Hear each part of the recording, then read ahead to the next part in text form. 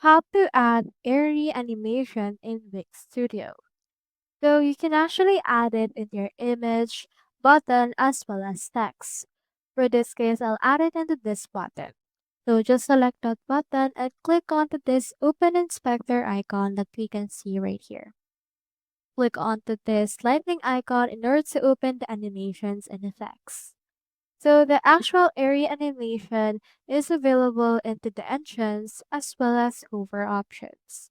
For example, for this, I'll choose in here the hover and then scroll down from there. Alternatively, you can also find it under the mass effects. So click onto this add option right here and we have in here this Airy. So click on that.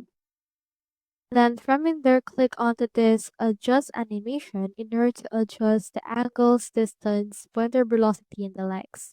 So you can just hover to it and then just use your mouse in order to activate this particular animation. So that's how you add airy animation in Wix Studio. Hope we helped.